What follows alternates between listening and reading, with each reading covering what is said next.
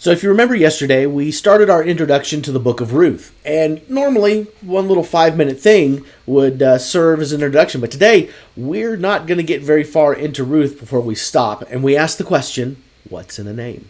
So Ruth, chapter 1, starting in verse 1. In the days when the judges ruled. Now remember, when we talked yesterday, this is the time from the time that Joshua died until the time that Saul was set up as the first king of Israel. So this is a time of chaos, a lot of chaos. The good guys, the Israelites, they weren't so good.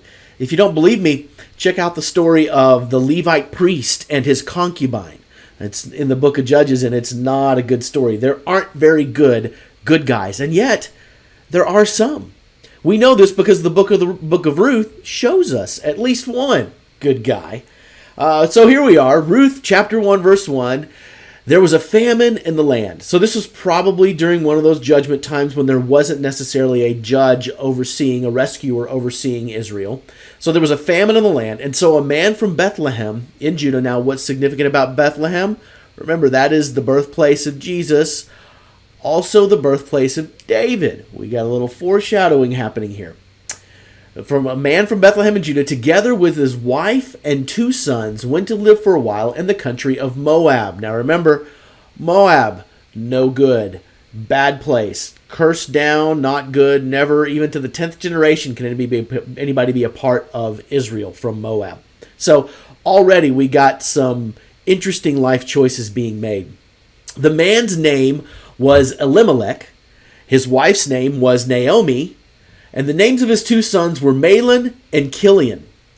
And they were Ephrathites from Bethlehem of Judah, and they went to Moab and lived there. All right, so here's where we automatically already get into some stops, because probably no other book of the Bible finds power in the names quite like the book of Ruth. Now remember, there was a tradition back in the day that when you named a child, it was either named because of circumstances of delivery, like you see some Old Testament books of kids being named because of hard labor, as in hard labor pain type deals, or those kind of thing, or they were named for future hope and promises, okay?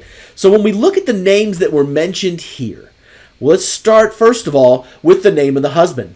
First of all, Elimelech, okay? His name means, my God is king. If you remember, though, what were the Moabites guilty of doing back all the way in the book of Deuteronomy? Of pulling people away and worshiping Baal. And he moved to this country. He left God's country and went to this other country. So already we have a little bit of an interesting foreshadowing of some things that are about to happen. So my God is king. He has a very ironic name. It's very broken.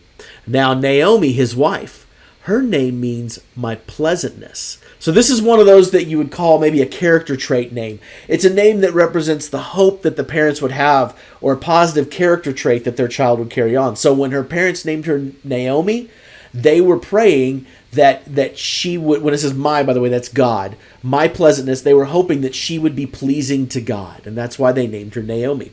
Now, there are 2 kids. These are interesting names. Are you ready? Maylen and Killian. Now, Maylen's name means sickly.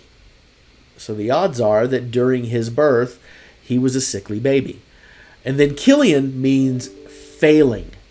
Wow, who would name their child failing?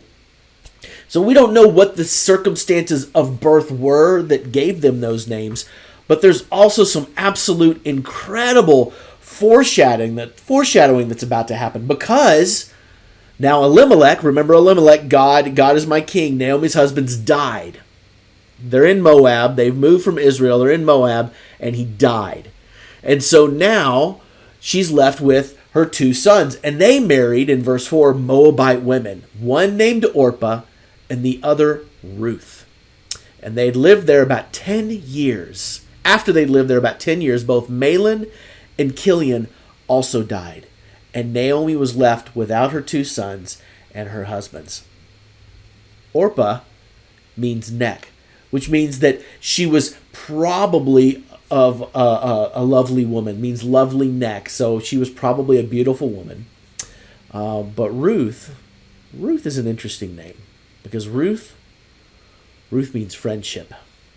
This is definitely one of those personality trait names where her parents wanted her to have this quality. And as we're going to see, Ruth fits that bill very well. But already we're starting to get a taste and the foreshadow of what this book is going to be about. We're going to see some people that made choices to stray away from God and face some really terrible consequences. We're going to see the aftermath and the wreckage of that.